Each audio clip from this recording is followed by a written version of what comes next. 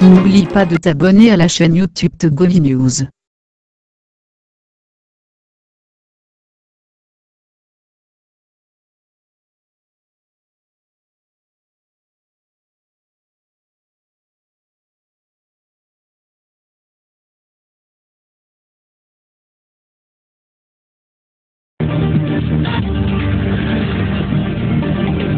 Mesdames, Messieurs, bonjour, bonjour à tous. Nous sommes très heureux de vous retrouver ce matin sur la radio Taxi FM Lomé, Taxi Presse de ce mercredi. C'est avec le grand citoyen d'État Tchakala Alirou, Olivier Adja, Isidore Akolor et Jean-Paul Agbo. À l'été, nous reviendrons sur la situation politique de notre pays. Nous nous interrogerons sur le rôle que joue concrètement au Togo la communauté internationale, la CEDEAO et le G5 dans le collimateur de la C14, un petit peu aussi du pouvoir de Fort Gnassingbé, la CEDEAO qui demande au gouvernement togolais de ne prendre en compte que le rapport de leur expert constitutionnaliste. Alors, que se passera-t-il à l'Assemblée nationale dans les prochaines heures? On reviendra sur le sujet, d'interroger nos confrères sur ce qu'ils pensent justement de ce sujet. Et puis on parlera également de l'économie avec la prédominance étrangère dans l'économie togolaise.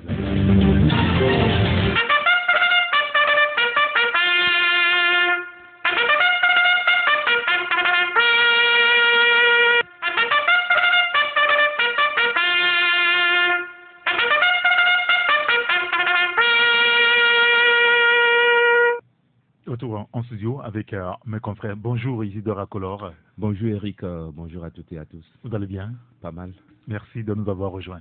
Bonjour mon grand citoyen d'État Olivier Adja. Oui, bonjour cher grand citoyen d'État Sa Sainteté Eric Gator. Et bonjour aussi à tous ceux qui sont à l'écoute. Oui, et qui sont à bord de notre sympathique taxi ce matin, où il fait bon vivre. La température est un petit peu à 19 degrés, pas mal. Enfin, on est en Afrique quand même. Merci à la diaspora qui nous écoute ce matin. Bonjour mon grand citoyen d'État Tchakala Alirou. Bonjour grand citoyen d'État Saint-Ric. Bonjour à Olivier, Isidore et puis Jean-Paul. Et bonjour également à toutes celles et tous ceux-là qui sont à l'écoute. Merci d'être avec nous ce matin. On permettra à Jean-Paul de s'asseoir confortablement. Bonjour Jean-Paul Agbo Arolé. Bonjour Eric. Merci de nous avoir rejoints. Je voudrais qu'on commence l'émission par un élément économique. L'économie togolaise, on en parlait encore il y a quelques jours, quelques semaines, 2 semaines environ, où on évoquait le cas des banques. Aujourd'hui, le sujet que nous relevons concerne la prédominance étrangère dans l'économie togolaise. La question va être quand même drue. Est-ce que c'est un frein ou un atout pour notre économie? Je vais commencer par vous. Avant que Olivier ne prenne la parole, je voulais juste dire que Focus Info aussi est dans la kiosque depuis ce matin. Oui, bien sûr. Ah oui, vous avez suivi en arrivant, c'est vrai. Là, il n'est pas parvenu. Non, j'ai eu le journal. On en a parlé le matin. Merci beaucoup Jean-Paul Agbo, Focus Info est dans les kiosques ce matin. On en a parlé le matin. Vous avez suivi? D'accord. La qualité bien donnée. Bien sûr. On va d'abord évoquer aussi quelques sujets sur l'apparition de Focus Info tout à l'heure. Oui, maintenant, Olivier Adja. Est-ce que la forte présence étrangère dans l'économie togolaise constitue un frein aujourd'hui ou un atout véritable? Non, moi je dirais que votre question est éminemment technique. Et en réalité, ce sont les techniciens qui devraient faire ce travail-là et nous éclairer. Nous, on ne peut que faire des approches et faire des analyses qui ne sont pas forcément donc celles que peut faire un technicien de l'économie. Et c'est ça aussi le mal africain ou togolais, c'est que nos intellectuels, donc nos élites ne nous aident pas beaucoup. Peut-être qu'ils ont leur raison, mais ailleurs, voilà, on aura donc des publications sur la question de gauche à droite, on aurait eu des conférences des conférences débats sur la question, mais c'est rare dans notre pays, si bien que c'est les journalistes qui sont devenus dans tous les domaines des techniciens. Oui. Et je dirais c'est malheureux, même si au pays des aveugles, nous sommes devenus donc des bornes qui sont rois. Mais si vous posez la question à certains, ils vous diront que c'est une bonne chose, parce que on a besoin des investissements étrangers pour faire avancer donc l'économie, pour permettre au développement de prendre son impulsion.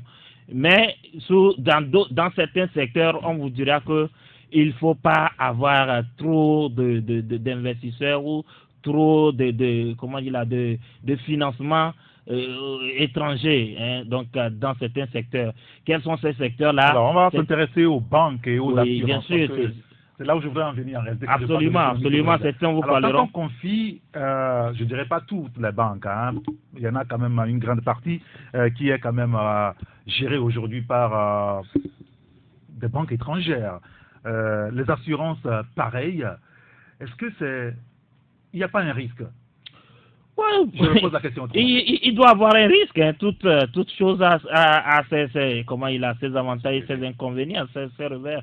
Donc, certainement qu'il y a des risques, mais aussi, il ne faut pas oublier qu'il y a aussi donc, des avantages. L'un des risques, peut-être, c'est le fait que ces gens-là, un jour, décident de se retirer de nos institutions. Donc, vous comprenez que si on n'a pas d'autres investisseurs, et peut-être nationaux ou étrangers, qui pourraient prendre leur relève, on risque donc de connaître des situations difficiles. Mais quand même, ces banques sont en difficulté aujourd'hui. Il ne faut pas oublier, il faut rappeler aussi que la plupart de nos banques, surtout d'État, connaissent des difficultés et soit elles doivent fermer, soit on doit les privatiser, ou soit l'État doit encore réinjecter des fonds. Donc, on a décidé de les privatiser et c'est de bonne guerre après tout. Tchakala Aliro. Oui, mais on doit beaucoup s'inquiéter. Le Maroc est un peu partout sur le continent et il a une forte présence au Togo aussi dans les banques et dans les assurances. Oui, est-ce que ça doit inquiéter en réalité? Oui, ça doit inquiéter parce que quand tout ce qui fait votre puissance économique est dans les mains, se trouve dans les mains des étrangers, c'est naturellement que ça inquiète à un haut point. Mais malheureusement au Togo, on semble s'accommoder de cette trop forte intrusion des étrangers dans notre économie. Donc, au-delà même de ces étrangers-là, est-ce que ces étrangers-là n'ont pas des accointances très poussées avec certains de nos responsables, certains de nos dirigeants ici? Allez-y voir ces banques-là qui ont été privatisées. On vous dira que tel baron ou tel grosse pointure du régime à tel pourcentage d'actions dans les choses. Donc, au-delà de ça, voir... c'est pas interdit par la loi. Oui, mais au-delà de... Donc, c'est à défaut de dire que c'est à 100% détenu par les étrangers. Il faut voir aussi la part qui revient de droit aux nationaux, ceux-là qui ont les moyens. Donc, je crois que ces privatisations, est-ce qu'elles se font dans des conditions idéales? Est-ce qu'elles se font dans des conditions normales? Mais ailleurs, quand on interdit à ce que toutes les banques ne tombent dans l'escarcelle des étrangers et que ici, c'est le contraire qui se fait, là, ça pose un tout petit problème. Le problème, est-ce qu'on le fait parce que ces banques-là ne peuvent pas être relevées? Est-ce que l'État n'a pas les ressources, les moyens nécessaires pour mettre de l'argent pour que ces banques-là soient relevées et qu'on doit tout laisser tomber sous la coupe de la privatisation? C'est autant d'interrogations. Quand vous prenez les assurances, quand vous prenez les banques, c'est le même mode opératoire. Donc ça inquiète, mais ces étrangers-là, ces Marocains qui viennent tout prendre ici, au-delà même des Marocains, il y a aussi des Français aussi qui s'essayent dedans. Maintenant, leur acquaintance avec certains nationaux, est-ce que c'est à mettre, c'est à négliger? Je ne pense pas. Donc, un pays qui repose entièrement, dont l'économie se repose entièrement sur les étrangers, je crois que ça doit être une économie fragile, un pays aussi très fragile, un pays qui doit dépendre des autres. Donc, quand ces gens-là viennent aujourd'hui à décider de fermer, de partir. Vous voyez un peu ce que cela peut engendrer comme drame humain et économique. Donc, moi, je sais pas des trucs, des options à encourager. Très bien. Jean-Paul Labou, d'abord, sur cette forte présence étrangère dans l'économie, notamment par les banques et les assurances. Qu'est-ce que vous en pensez? La question part de postulat et le postulat est très clairement même exprimé dans la question. La prédominance des étrangers dans l'économie togolaise. Bien sûr. Je ne sais pas sur quelle base on dit que les étrangers sont prédominants dans l'économie togolaise. Il me semble que aujourd'hui, le tissu économique togolais est tenu d'abord par les Togolais. Les PME, les TPE, etc. C'est eux qui constituent la plus grande partie du tissu économique togolais. C'est vrai que dans certains secteurs, c'est pour ça la précision était importante, dans certains secteurs, notamment dans l'industrie, dans les mines et peut-être dans les banques assurances, il y a beaucoup d'étrangers. Et puis même quand on dit étrangers, de quoi on parle? On parle de capitaux étrangers, on parle de quoi? De dirigeants étrangers, etc. Tout ça, il faut être précis là-dessus. Donc, prédominance des étrangers dans l'économie togolaise, je ne pense pas. Les Togolais, c'est les premiers investisseurs dans l'économie togolaise. Maintenant, est-ce qu'il y a beaucoup de capitaux étrangers, y compris dans les grands, dans les grands secteurs, des secteurs importants comme, encore une fois, les mines, les industries, oui. Non, vous comprenez très bien qu'on parle de capitaux en réalité quand on parle de la prédominance dans l'économie togolaise. Oui, oui, quand on parle de capitaux, encore une fois, même si on parle de capitaux étrangers, je ne suis pas sûr que les capitaux étrangers investis au Togo dépassent ce que les Togolais investissent eux-mêmes dans l'économie togolaise. Parce que en réalité, souvent dans ce genre de discussion, quand on parle d'économie, on parle de capitaux, on parle d'entreprises, les gens ont en tête les grosses boîtes. Ce n'est pas les grosses boîtes simplement qui font l'économie, c'est surtout et d'abord les petites boîtes, les PME, y compris même ceux qui sont dans l'informel. C'est les femmes au marché qui ont des établissements qui vont à Dubaï, qui vont à ceci, c'est Taxi FM, c'est Focus Info, c'est Arakiri, etc., etc. Donc, c'est eux qui constituent d'abord la plus grande partie du tissu économique. Maintenant, est-ce que c'est un atout qu'on ait des capitaux étrangers? Bien sûr, moi, je ne comprends pas que ça puisse être une polémique, parce que dans tous les pays du monde, les dirigeants se battent pour attirer des capitaux étrangers pour justement développer les économies, créer des richesses, créer des emplois, tout ça. Donc ça ne peut pas être un souci.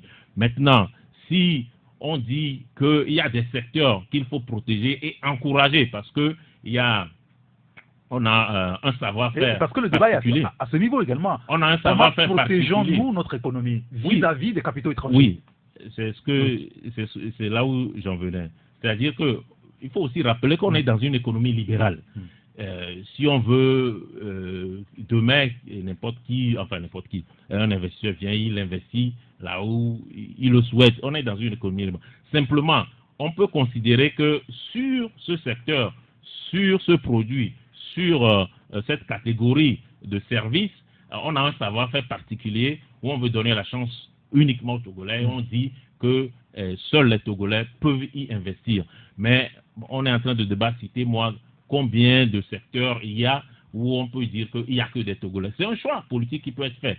Mais je suis convaincu même que si ce choix est fait, ça peut être critiqué légitimement d'ailleurs. Ce n'est pas ça le sujet. Donc pour moi, je n'ai pas de... Mais ce qu'il faut aussi ajouter, c'est que d'abord que les fonds qui sont investis soient des fonds transparents, qui ne soient pas de blanchiment.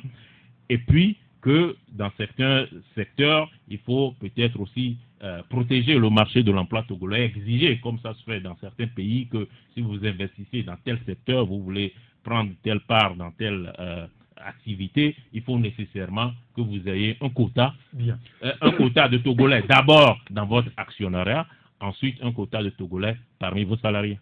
Très bien. Je prends le compte-pied vous avez le droit de mon ami Jean-Paul. Il y a lieu de s'inquiéter.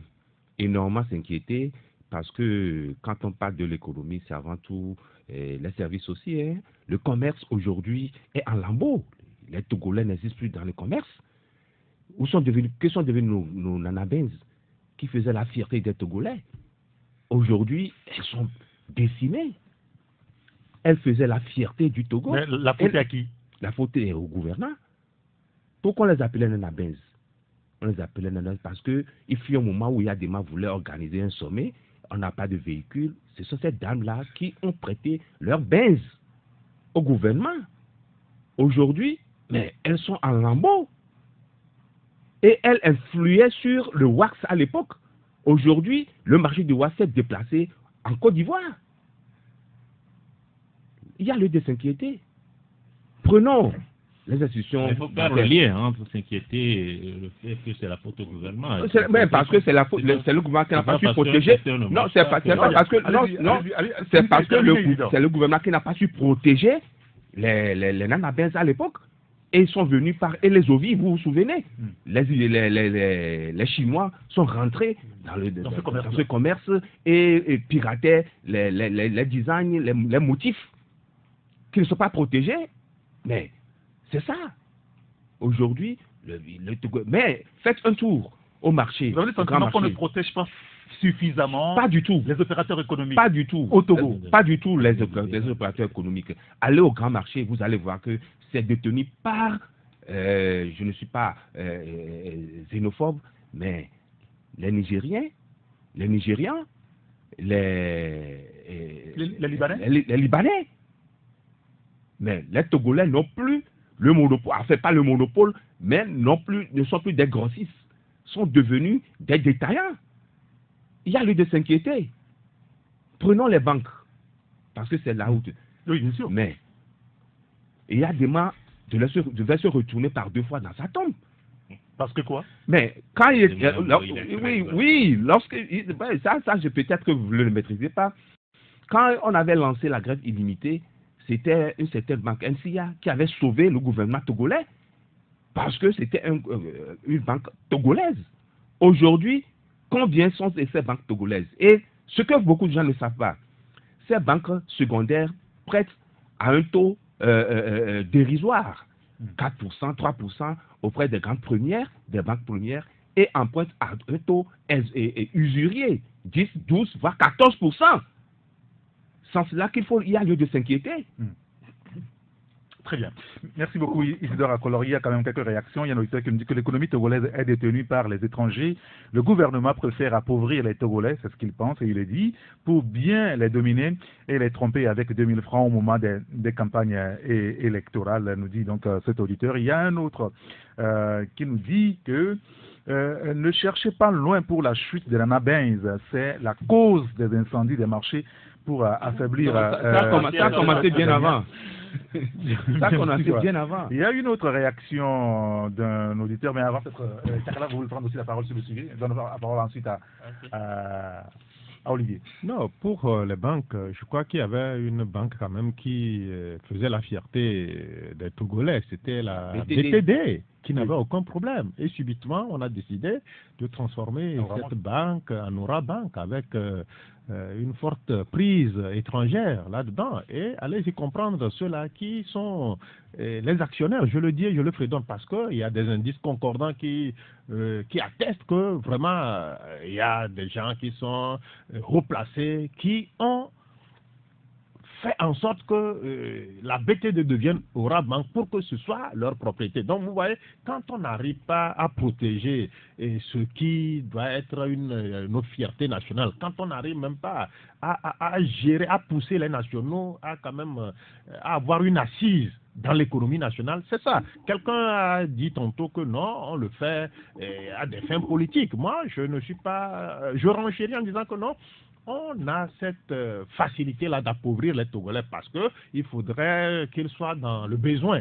Et quand les occasions ponctuelles viennent quand même, on essaie d'éjecter un peu de sous, histoire de dire que bon, il y a un généreux quelque part qui, entre-temps, a essayé de soulager les peines des Togolais, la misère des Togolais. C'est ça qui est un peu pervers, c'est ça qui est tout.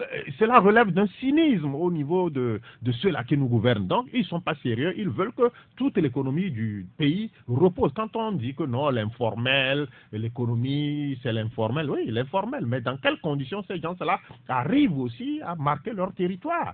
Quand ces gens-là vont pour demander des prêts, vous voyez un peu ce que cela... ça, c'est pas la photo aux étrangers. Non, mais si l'État était sérieux pour encourager ce secteur-là, on dirait que non, faites des prêts à tel taux. Est-ce que l'État accompagne ces gens-là comme ça? Non, c'est les étrangers, ils sont venus. Non, de vous à moi, dans certains pays, on dit que une banque. On accompagne. Non, Sakalate, c'est une banque nationale. Oui, c'est une banque nationale. Mais c'est ça le danger, on n'a plus de banque nationale. On n'a plus de banque nationale. Si c'était une banque nationale, on pose des conditions. Voilà, nous voulons quand même que le secteur informel soit une force économique dans le pays. Là, on a des conditions imposées à ces gens-là.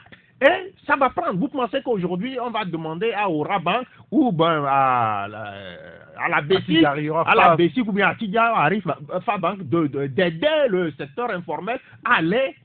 Sous quelles conditions ces gens-là sont venus pour faire des affaires. Donc, ils ne peuvent pas adhérer à ce que vous leur imposerez. Donc, le grand danger, il rapatrie les bénéfices, il rapatrie tout. C'est normal, quand je fais des affaires, rien ne reste. Un autre quand même. Oui, rien ne reste. On a vu toujours les Libanais tout puissants. Quelle structure on peut pointer du doigt que non, c'est tel Libanais qui a fait telle structure? À part, bon, il y a l'hôtel qui ne tient plus, et puis il y a deux petites structures.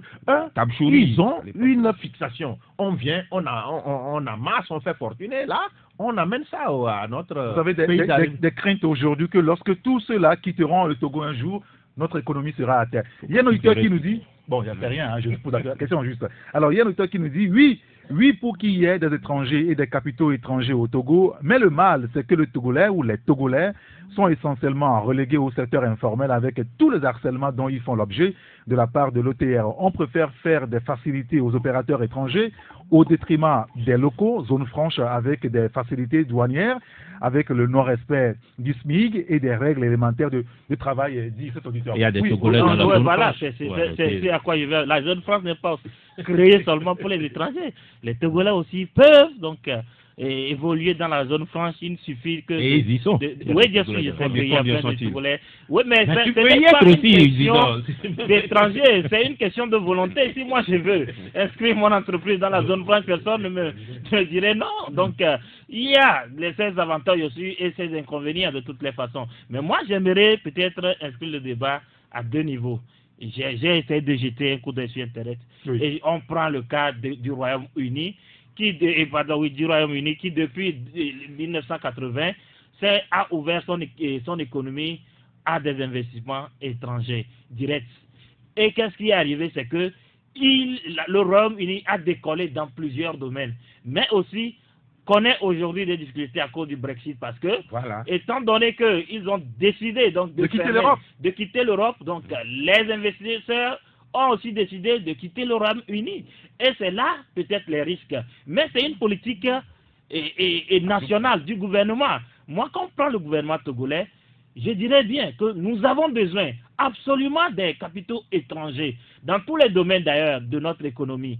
Mais il faut avoir une politique... Est-ce que toutes les protéger suffisamment? Oui, c'est ce à quoi je viens. Il faut avoir une politique de promotion d'abord des nationaux, et aussi de protection de certains domaines. Excusez-moi de vous interrompre, mais est-ce que vous savez aujourd'hui que c'est compliqué d'avoir le code d'investissement du Togo? C'est compliqué et c'est là, c'est-à-dire... Ce code est vieux de plusieurs années, mais qu'on a difficilement. Absolument, et c'est là qu'il faut interpeller les autorités. Par exemple, je vous cite par exemple les avantages les avantages des investissements étrangers. Vous avez par exemple le fait que quand un étranger vient injecter son argent dans une entreprise ici, qu'est-ce que ça fait? Ça permet à l'entreprise d'être compétitive. Bien sûr, si tu as une entreprise de 10 000, quelqu'un vient mettre 100 000, vous n'arrivez pas à me dire que... La compétitivité vient des coûts de production. Je vous donnerai la parole, excusez-moi, je voudrais qu'il termine. C'est le capital qui permet... C'est le capital qui permet d'agrandir son entreprise. Si vous avez beaucoup de capital et vous avez des ambitions, vous pouvez réaliser ce rêve d'être compétitif. Ça vous permet aussi d'avoir, de s'ouvrir, pourquoi pas sur le plan étranger, parce que l'étranger qui vient peut vous aider à aussi, aller écouler vos produits, peut-être dans son pays, d'où il vient, ou sous d'autres cieux. Lorsqu'on est unis, on est plus fort. Là, on l'a dit assez. Maintenant, il y a les risques, je reconnais qu'il y a les risques. Et l'un des risques, d'abord, c'est que ça peut porter atteinte à la souveraineté du pays d'accueil. Parce que certains étrangers, certains capitaux deviennent vraiment des risques pour certains pays, parce qu'il y a des investisseurs qui prennent beaucoup de place et qui parfois même décident de qui va gouverner ce pays et de qui ne va pas le gouverner. Oui, des lobbies. Absolument, des lobbies. Voilà un exemple peut-être qu'on peut classer parmi ces risques-là. Maintenant, je vais terminer peut-être avec un deuxième exemple, c'est que il y a aussi la baisse, la répartition inéquitable des bénéfices. Parce que les étrangers, comme ils ont plus d'argent, en tout cas d'investissement dans les entreprises, ils ont plus, ils rapatrient la plupart de l'argent que. Alors, et c'est ça le risque, ce que craint. Absolument, mais un jour les avantages sont plus nombreux. Oui, bien, le jour où tous les investisseurs décideront ils de ne peuvent partir. pas décider tous de partir. Pourquoi ils vont décider tous de partir? Il faut analyser tout quand même. Oui, vous n'allez quand même pas nous refuser cela. Il y a un auditeur qui nous dit, par exemple, que concernant les banques, que ce n'est pas seulement les bénéfices qu'elles rapatrient. Elle racle l'argent produit au Togo pour aller investir dans d'autres affaires. Voilà. Le Togo n'en profite pas. Olivier a raison, dit l'auditeur, promotion des nationaux plus protection. Voilà. Mais je voulais rebondir sur la compétition. Je vous donnerai la parole, monsieur. Je vous donnerai la parole tout à l'heure. Mais nous allons marquer une pause, puisque c'est l'heure de la publicité. On va marquer une pause, ça durera à peine 1 minute. Je ne sais pas si notre technicien nous suit qu'il est l'heure pour la pause.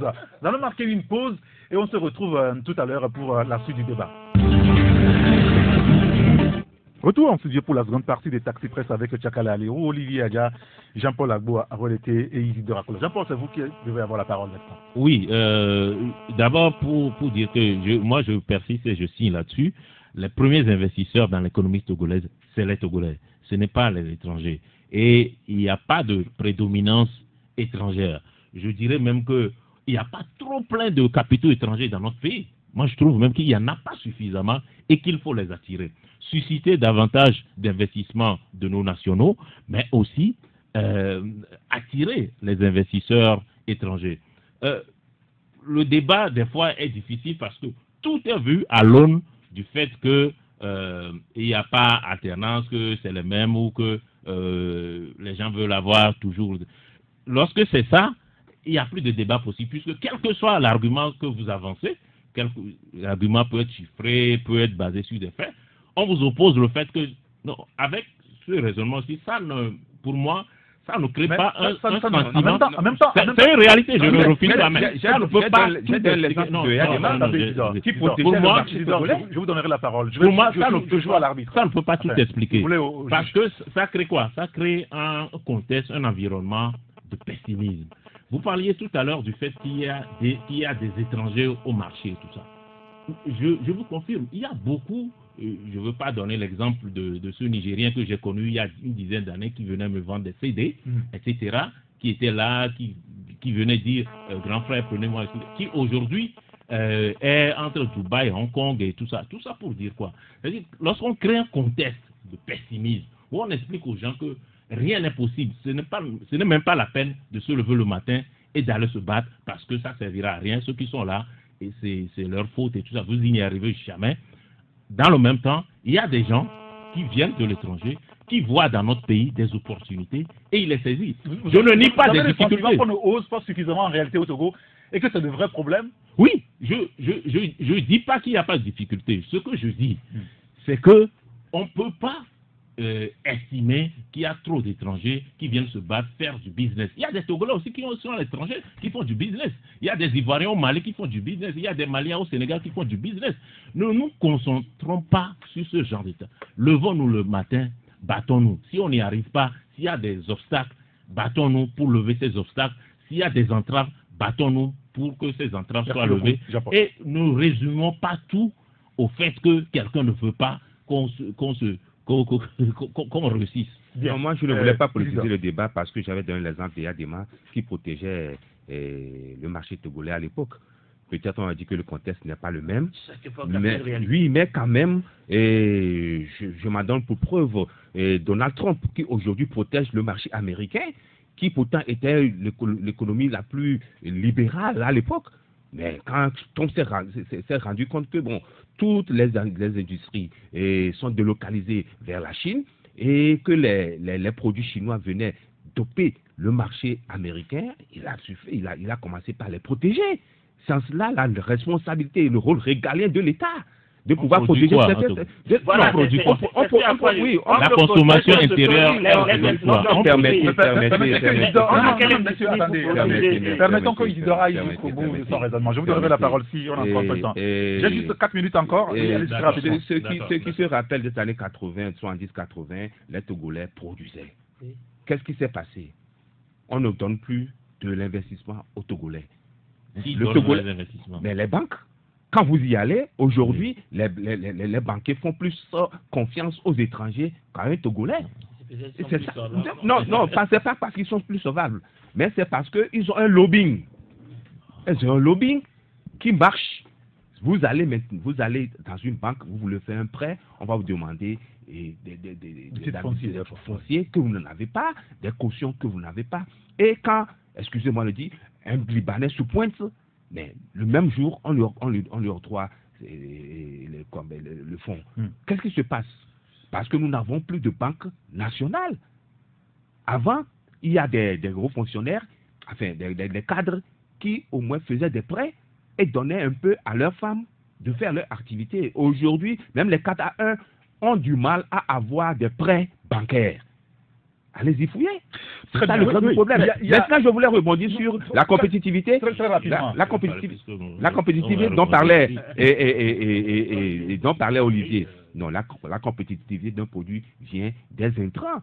Quand vous avez des coûts exorbitants au niveau des intrants, sachez que vous ne pouvez pas. Ce n'est pas l'argent qui vient rendre votre produit compétitif. Alors, pour clore ce débat, je ne donnerai pas la parole.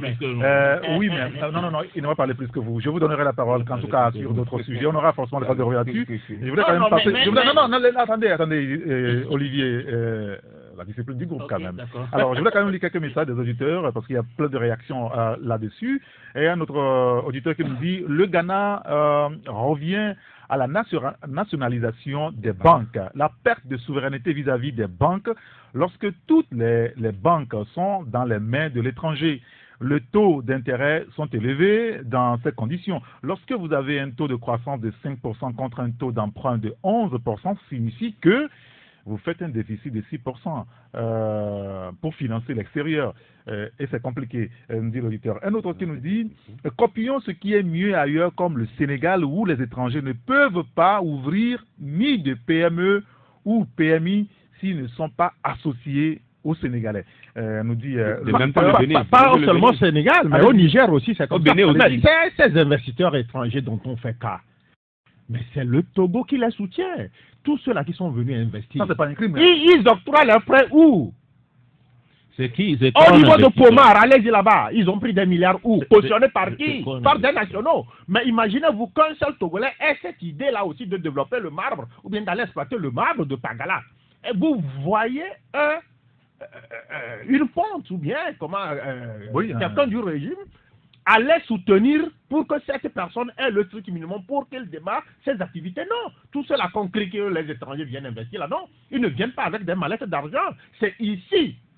Ils prennent l'argent et quelque temps après... Ça veut dire qu'ils ont un bon modèle à vendre. Non, s'ils avaient des bons modèles à vendre, ils ne quitteront pas comme ça les ruines. Non. Ces gens, quand vous voyez depuis Dobi, quand vous voyez les gardes de Pomar et consorts, il y a plein d'exemples que nous pouvons donner. Ces gens-là, c'est ici qu'ils sont venus, ils ont pris avec l'onction de notre gouvernement, ils ont eu des prêts faramineux. Et quelque temps après, ils sont... Alors, il y a un auditeur, on va conclure justement ce sujet, un auditeur qui nous dit que les patrons des banques prennent des commissions chez les étrangers. Ça, j'en sais absolument rien. 30 secondes. Non, moi, j'aimerais dire que pour protéger un marché, il faut peut-être que ce marché-là ait des fleurons, des industries et on ne veut pas que d'autres viennent concurrencer Donc, ces fleurons-là. On n'en a pas aujourd'hui. Non, mais si, je ne sais pas. On n'en a jamais eu. À nous de nous le dire, à nous de dire si quel est le domaine que nous voulons protéger. Parce qu'on n'a jamais. C'est le domaine du charbon de bois. Non. Est-ce que c'est quel domaine nous voulons protéger? Les États-Unis ont des fleurons qu'ils doivent protéger contre la concurrence chinoise. Mais aujourd'hui, nous, on a besoin de nous développer, on a besoin des capitaux.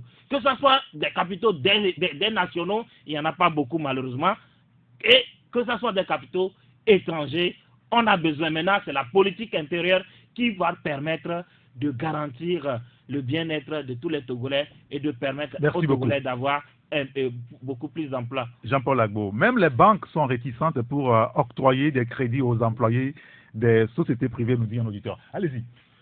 Oh, d'abord, 30 secondes sur les banques. Là également, rien n'interdit à des banques étrangères parce que je pense que là aussi, il y a une confusion. Il y a beaucoup de banques au Togo, oui, c'est vrai, mais il y a beaucoup de banques un peu partout. EcoBank, qui a été créé par un Togolais et par un Nigérien, s'est installé un peu partout, même si ce n'est pas eux qui détiennent la majorité des actions, s'est installé un peu partout. Que Coris Bank et puis d'autres banques étrangères s'installent ici, je ne vois pas vraiment où est la polémique. Maintenant, il faut aussi dire que on ne polémique pas, la banque, on est en train d'analyser. Il faut aussi dire que le banquier, ce n'est pas, il ne fait pas dans le social en fait. Si le banquier estime, parce que il faut l'argent qu'il y a à la banque, c'est pas à votre gestionnaire. C'est à toi, c'est à moi, etc. C'est aux commerçants, c'est à l'investisseur étranger, etc. C'est à eux. Donc il faut qu'ils protègent cet argent. S'ils vous le passent et que demain, vous ne pouvez pas rembourser, c'est la banque qui a un problème. Donc la banque a un minimum de garantie à avoir. Ça ne veut pas dire que la banque ne doit pas financer l'activité économique, parce que souvent on ne dit pas suffisamment. Si la banque ne finance pas l'activité économique, la banque elle-même ne peut pas prospérer. Alors que lorsqu'on crée une banque, aussi c'est pour faire du business. Merci beaucoup Jean-Paul Agbo. Au fait, les banques togolaises ne jouent pas leur premier rôle de financer l'économie nationale. Ça, ayons le courage de le dire, de le dénoncer. Quel opérateur économique togolais a la facilité d'avoir des crédits auprès des banques togolaises? Il n'y en a pas. Parce que ces banques-là ne sont pas dit qu'il n'y en a pas. Il n'y en a pas suffisamment. Il n'y en a pas, je te le dis. Bon, pas suffisamment, mais il n'y en a pas. Parce que moi, je puis avoir un projet de construction d'un bâtiment, on te dit que tout est clean et que le projet est bancable, mais on ne te donne jamais les sous pour pouvoir le faire. Il suffit que ce soit un Libanais qui se pointe ou un Malien ou un Nigérien qui se pointe et il a commencé déjà par faire le travail. Ce n'est pas normal. Bien sûr. Selon vous, Tchakala, merci beaucoup. On va passer à l'actualité politique et à ce qu'on observe depuis quelque temps dans notre pays. Vous savez que ça parle beaucoup depuis quelques jours avec déjà le rapport de l'expert de la CEDEAO qui demande à ce CEDEAO a demandé à ce qu'on ne tienne compte que du rapport de son expert constitutionnaliste sur la question des réformes politiques, mais on va en parler. Je voulais commencer par vous, Jean-Paul Agbo, puisque dans votre journal ce matin, vous évoquez le cas de la communauté internationale lié donc à la politique intérieure avec le sujet lié au G5. On a vu ces derniers jours qu'il y a quand même une fatwa contre la communauté internationale au niveau de la C14, un petit peu également au niveau du pouvoir, même si officiellement le pouvoir ne prend pas la parole. On voit qu'il y a des gens qui gravitent autour du pouvoir, qui parlent notamment en évoquant la perte de la souveraineté quand la CEDEAO nous demande d'aller au Parlement avec la proposition de leur expert. Alors vous vous intéressez à cette réaction de la C14 liée donc au G5. Le G5 est la théorie du complot. Vous avez le sentiment aujourd'hui qu'on n'est pas tolérant vis-à-vis de la prise de position de la communauté internationale de la crise togolaise? Non, tolérant ou pas tolérant, c'était pas réellement le sujet. C'est plutôt la théorie, la thèse ou la théorie. Elle date pas de la C14, elle date même pas des recommandations de la CEDEAO. Elle est vieille, comme la crise politique togolaise.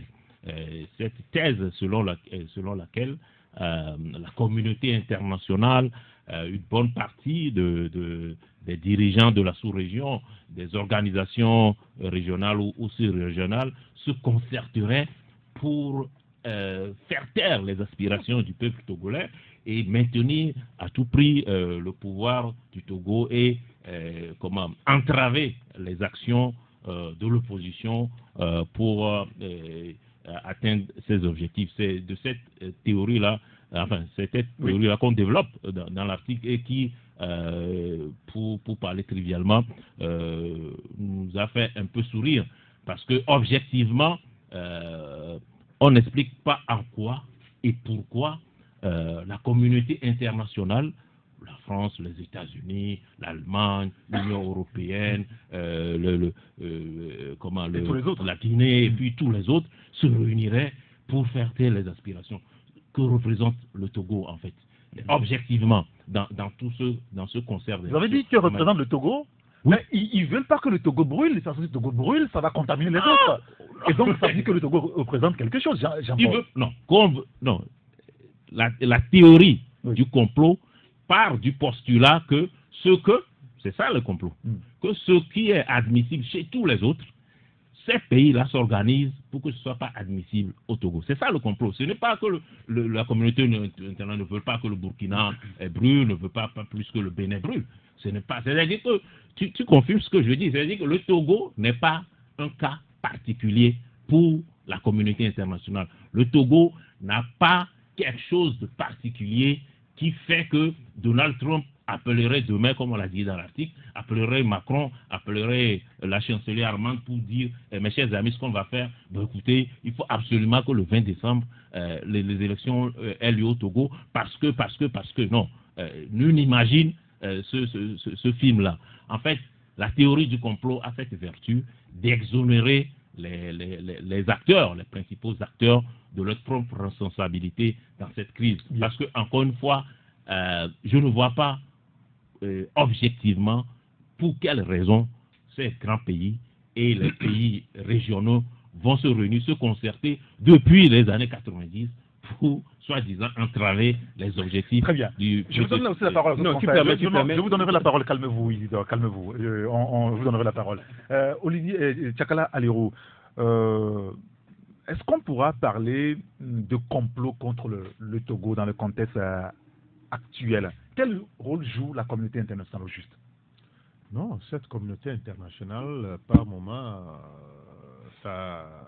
il arrive qu'elle joue un rôle crasseux, un rôle pas très bien, dans la mesure où on a vu, quand on se réfère un peu à notre récente histoire depuis les années 90, et on a comme cette impression que ce qu'on ne saurait admettre ailleurs, ici, il faut encourager cela. Et la dernière fois, moi, j'ai trouvé ceux-là qui s'étaient pris un peu à la C14 comme n'étant pas du tout sérieux dans ce même pays. On a vu des responsables de ce pays dire que non, le Togo... Qui s'en a pris à la C14? Le G5? La dernière fois, non. On dit que la C14 a fait ci parce qu'il y aurait eu des pancartes que certains auraient sorti qu'on est en train de se... Mais on a vu dans ce pays un responsable de ce pays dire que le Togo n'est pas une colonie. Ça aussi, c'est pas une façon aussi de manquer d'égards. C'est pas une façon aussi d'en vouloir à un pays ami parce qu'entre-temps, il serait soupçonné d'être plus proche de ci ou de ça. Donc, je crois que quand quelqu'un ne peut pas, vous êtes en train de vous noyer, quelqu'un ne peut pas vous sortir, vous éviter la noyade, il ne faudrait pas qu'il ouvre les vannes pour que l'eau grossisse et que vous vous noyez. Donc, je crois qu'il faut être sérieux. C'est pas parce qu'ils sont de la G5 ou bien je ne sais quoi, des États-Unis, de la France, que ce que ailleurs on n'admettrait pas, ils vont nous l'imposer ici. La dernière fois, il y a une feuille de route qui nous a été soumise. Mais il faut la respecter à la lettre. Entre-temps, quand on parle de mesures d'apaisement... Vous avez le sentiment aujourd'hui que la communauté internationale... Non, elle est tellement complaisante. Soutiennent eux tous le gouvernement? Il y a certains qui sont complaisants. La dernière fois, est-ce que ça... Il faut aller aujourd'hui, ce qui préoccupe, c'est les élections. C'est les élections qui préoccupent dans le cas togolais.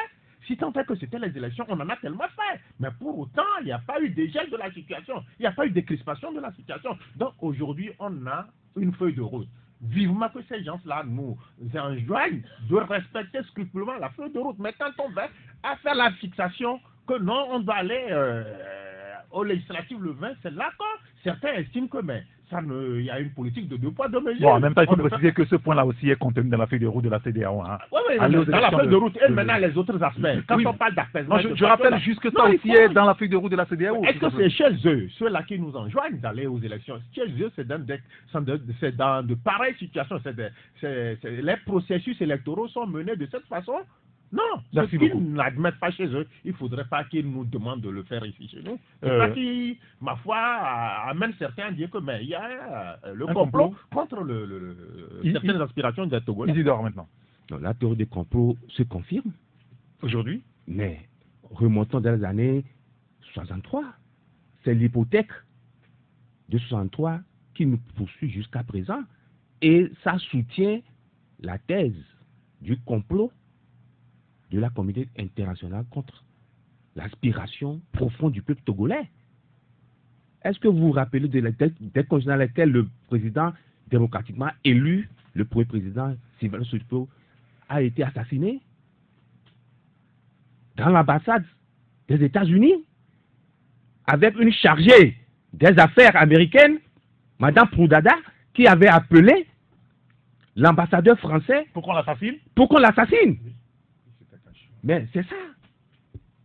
C'est ça. On est en 2018. Non, non, on est en 2018. Oui, bien sûr. Et on a maintenu ce est-ce que- pouvoir. est-ce que On a c'est maintenu. établi? On Est-ce a que c'est maintenu. établi? Permets. Je demande si juste, est-ce que ça est établi? Je suis Bon, en train de mais poser la question. c'est Devant Isidore. en cela que nous continuons à parler d'un complot contre les aspirations du peuple togolais. Ça fait plus de 50 ans. Le dossier n'a jamais été déclassifié. On a demandé à la CDJ, parmi les recommandations, on lui a fait des investigations. Les gens sont allés pour fouiller le dossier. On a dit que le dossier n'est pas déclassifiable. Comment le président Sylvain Olympio a été assassiné? Avec le complot des Français et des Américains. Le dossier n'est pas déclassifié. Comment est-ce que vous avez ces informations, Isidore? Ah mais C'est quand même- c'est ce que nos aïeux, nos arrière-parents nous ont raconté. Ah, dans ça, Que bon, c'est sûr. qu'il a été assassiné devant l'ambassade, ça Bon, c'est un fait. d'accord. Je Ça, c'est un pensais, fait. je pensais que vous avez Ça, quand même des c'est- oui, enquêtes ça, pour c'est savoir. c'est un fait qu'il a été assassiné devant l'ambassade des Oui, États-Unis. ça, tout le monde sait. Et- Olivier, maintenant, sur le sujet.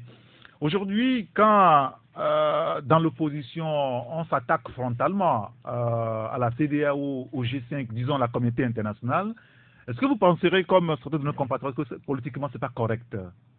Non, eux-mêmes, ce sont des grands hommes et des grandes femmes, donc qui connaissent mieux la politique que moi, je suppose, et qui ont des diplômes, donc et que moi, je suppose encore, et qui savent ce qu'ils font.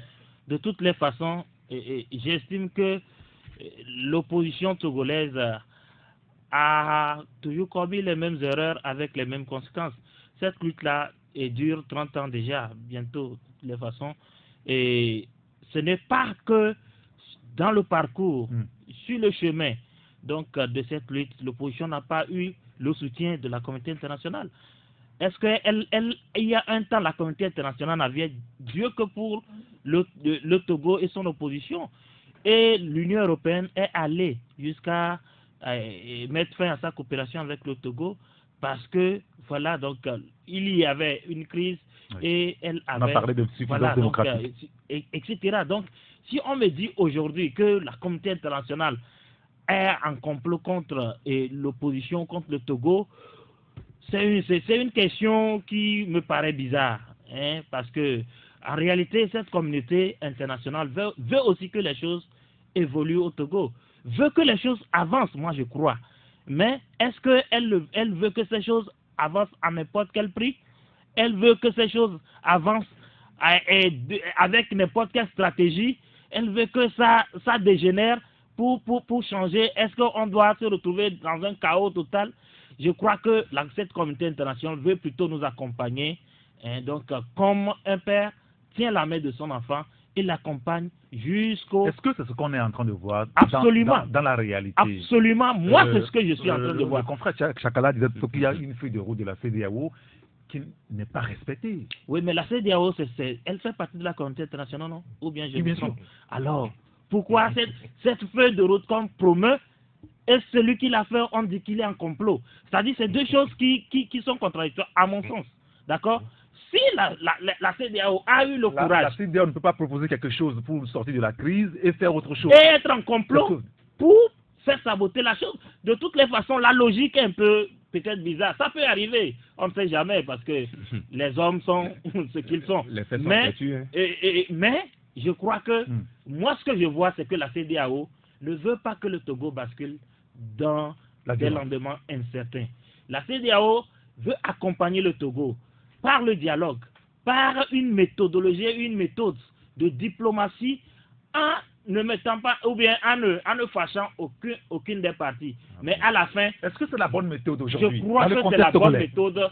Est-ce que ce n'est pas là même qui est le vrai problème? Oui, mais qu'est-ce que nous proposons? Que la CEDEAO dise au pouvoir, bon, maintenant ça suffit, nous voulons que vous partez, ou à ce que... Non, je n'ai pas dit ça. C'est-à-dire qu'il y a une feuille de route notamment. Absolument. Il y a une partie qui ne respecte pas. Pourquoi est-ce qu'on ne le dit pas clairement? Oui, mais je crois que le débat peut-être va revenir à ce micro sur les propositions de l'expert que on va en parler tout à l'heure, bien sûr. Donc ça veut dire ça rentre dans le respect de la feuille de route, puisque c'est un point qui est inscrit dans la feuille de route. Donc si certains points font objet de débat, je crois que alors la feuille de route est en train d'être déployée. On ne va pas me dire que toutes les recommandations de la feuille de route doivent être déployées à l'instant où nous parlons et en même temps. Il y a un chronogramme. Donc, essayons peut-être d'aller au... Le seul chronogramme, c'est le 20. Allons-y peut-être au-delà du 20 et on fera le bilan. On dira que non, la CEDEAO, on n'a pas fait ci, on n'a pas fait ça, donc on n'a pas respecté la feuille de route. Jusque maintenant, la feuille de route est en train d'être déployée. Aussi par les deux parties, parce que l'opposition fait le travail de chien de garde et la CEDEAO fait le travail de pression de couloir sur le pouvoir togolais. Je crois que c'est la meilleure méthode pour moi. Jean-Paul Agbo, alors, au niveau du pouvoir, des fois, il arrive de parler de la souveraineté de notre pays. Au niveau de l'opposition, il arrive de s'attaquer à la CEDEAO, notamment à certains de ses fonctionnaires. Est-ce que, encore une fois, est-ce que c'est mal politiquement? Non, moi ce que j'ai dit tout à l'heure que ça me faisait sourire, ce que je voulais dire, chaque acteur a le droit légitime de critiquer, de contester, de remettre en cause la position de tel ou tel acteur international, que ce soit les diplomates, que ce soit les organisations internationales, régionales, etc. Si la C14 estime que telle position prise par telle institution ne lui semble pas pertinente à aller dans le sens de l'amélioration des choses, elle peut l'exprimer. C'est pas ça en tout cas, de mon point de vue, c'est pas ça le débat. Elle peut l'exprimer, même s'il y a des mots qu'il faut choisir pour le faire par courtoisie, etc. Parce que c'est vers ces personnes que vous irez demain, que ce soit du côté du pouvoir comme de l'opposition. Ce qui me faisait sourire, c'est le complot, en fait. Ce n'est pas de critiquer, c'est le complot d'imaginer, Isidore le confirme, d'imaginer que quelque part dans le monde, des gens se concertent pour que l'opposition togolaise n'atteigne pas ses objectifs. Qui sont ces gens? Quand est-ce qu'ils se réunissent? Quels sont leurs objectifs? Et où ils veulent en venir? Vous avez quand même lu le message du G5, par exemple, où le G5 demande à l'opposition ou à la C14 d'aller au scrutin. Également, oui, est-ce que c'est une démonstration actuelle? Est-ce que c'est une démonstration de complot? C'est leur point de vue. C'est leur point de vue. C'est complot. Vous semblez oublier que c'est dans ce pays que les présumés comploteurs ont décrété un embargo sur notre pays qui a duré de 93 à combien? C'est ça les comploteurs. Vous vous souvenez que c'est en 2005 quand, à la suite du décès du général Eyadema, quand l'armée a confié le pouvoir à Faure Gnassingbé, ces comploteurs ont dit non. La CEDEAO a dit autre chose. Non. La CEDEAO a dit non. Non. Bon, il y a un constat. Il y a eu l'ancien président malien qui avait dit non à l'époque. Et puis après, on a dit communauté. Oui. La communauté. Non, parlons.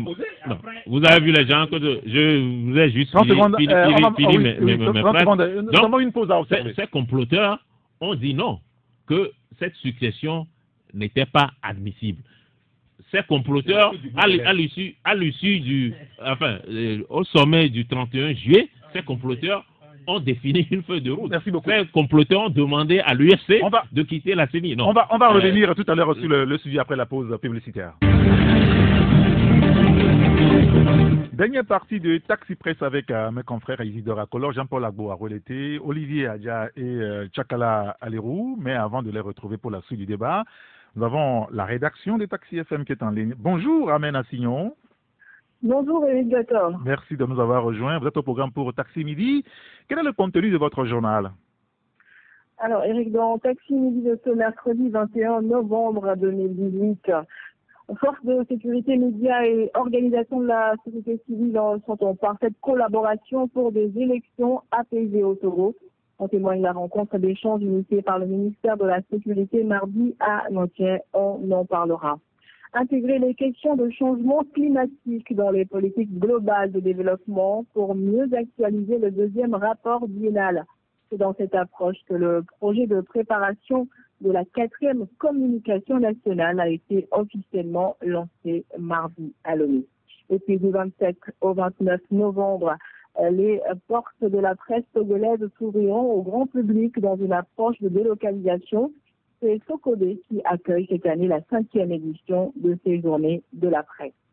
Très bien. Ben, on aura les détails de tout cela à 12h45 avec vous, Amen Assignon. Merci beaucoup et à tout à l'heure. Retour en studio tout à l'heure avec les confrères. On reviendra sur les réformes, la question des réformes constitutionnelles avec la proposition de l'expert constitutionnaliste de la CEDEAO. D'abord, la CEDEAO qui demande au gouvernement togolais, aux acteurs, pour tout dire, de prendre en compte que le rapport de l'expert. On reviendra sur le sujet. Et puis, nous définirons à peu près, enfin, peut-être qu'on n'a pas la prétention pour le faire, mais le rôle que joue l'Église catholique dans la crise togolaise. Hier encore, on a suivi le communiqué de la conférence des évêques du Togo et tout ce qui est dit, tous les commentaires derrière tout cela. Quelques messages d'avant, on donne la parole à Chakala Alérou. Et il y a un auditeur qui nous dit c'est carrément une guerre entre le G5 et la CEDEAO. Un autre nous dit, par exemple, pour moi, la CEDEAO joue l'impossible pour rater l'essentiel, puisque l'essentiel est là, nous dit-il. Un autre auditeur nous dit, qui veut tuer son chien l'accuse de rage, qu'on s'en prenne à la CEDEAO, au G5 ou encore à UNIR. Nous, peuple, avons rien à foutre. Nous voulons manger au moins 3 fois par jour, nous dit l'auditeur. Il y a un autre auditeur qui revient vous dit, chez nous, les billets des banques font leur boulot, les diplomates viennent s'enrichir ici. Ce que le peuple revendique est simple, non à un 4e mandat de Faure Gnassingbé, c'est tout. Faut pas tourner en rond, nous dit l'auditeur. Chakala Alirou maintenant. Non, on va essayer quand même de faire la part des choses. La dernière fois, certains se sont mis à s'attaquer à certains leaders de la C14, alors que ceux-ci ont réaffirmé qu'ils sont respectueux de l'institution sous-régionale qu'est la CEDEAO. C'est vrai, quand on a vu les gens arborer des pancartes, c'est du fait de certains militants qui extériorisaient leur état d'âme. Ça, c'est clair, mais maintenant, leur demander sortir un communiqué et les contraindre à aller à un rendez-vous qu'ils estiment que les leaders... C'est là où il y a le complot.